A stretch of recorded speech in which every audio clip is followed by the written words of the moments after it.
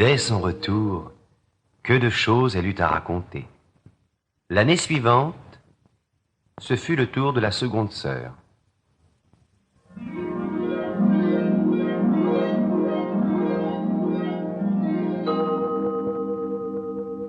Puis, l'année d'après, car elles avaient toutes un an de différence, celui de la troisième.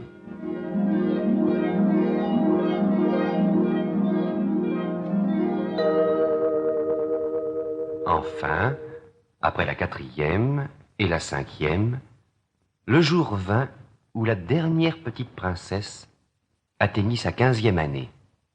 Et, pareille à une bulle d'air, elle monta jusqu'à la surface de l'eau.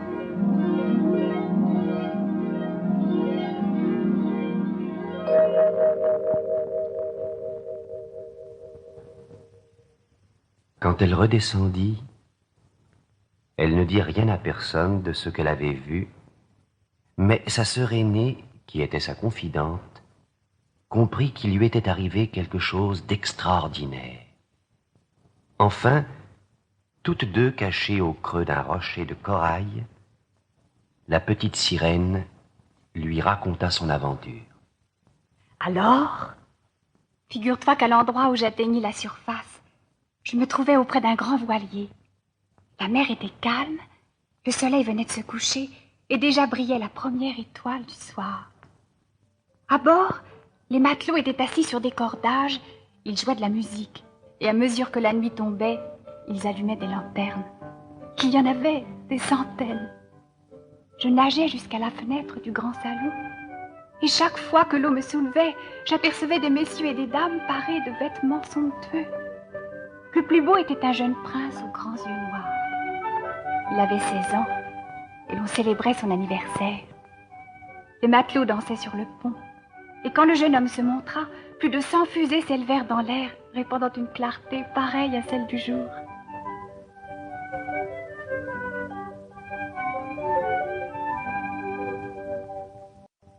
Tu n'as pas eu peur? Oh, si tu penses. J'ai plongé tout de suite, et quand tout a été fini, je suis remontée. Et de loin, j'ai regardé le jeune prince qui riait et causait gaiement avec les matelots. Oh, je ne pouvais pas le quitter des yeux. Puis peu à peu, les lanternes s'éteignirent, les voiles se déployèrent et le bateau s'en alla. Oh, malgré moi, je le suivais. Brusquement, le vent se mit à souffler. Les vagues se firent de plus en plus grosses. Bientôt, elles furent comme d'énormes montagnes, tandis que la pluie faisait rage. Le voilier plongeait dans des gouffres sans fond pour s'élever l'instant d'après sur des crêtes tumultueuses. Ça devait être amusant. Oh non, car je m'aperçus que le bateau craquait de toutes parts. Soudain, le grand mât se brisa et l'eau pénétra dans la cale. L'équipage était en danger. Je dus prendre garde aux épaves et aux poutres qui se précipitaient vers moi. L'obscurité était profonde, sauf quand un éclair déchirait la nuit. C'est comme ça que je vis le jeune prince disparaître quand le navire coula. Alors, folle de joie, je crus qu'il allait descendre vers notre palais, mais tu penses qu'il aurait été bien noyé avant d'y arriver. Alors je ne voulais pas qu'il meure, alors j'ai plongé, je l'ai pris dans mes bras. Il était évanoui, et revenu à la surface, lui soulevant la tête, je me suis abandonnée avec lui au caprice des flots. Et cela a duré longtemps? Oh, toute la nuit. Il avait toujours les yeux clos.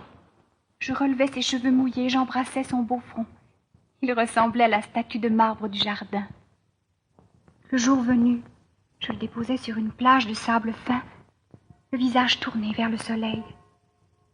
Soudain, les cloches d'un palais blanc qui se dressait pas loin du rivage se mirent à sonner, et une troupe de jeunes filles apparut dans le jardin planté de hauts palmiers. Elles aperçurent le prince qui reprenait connaissance, et elles l'emmenèrent dans le palais. Elles t'ont vu? Non, je m'étais recouverte d'écume.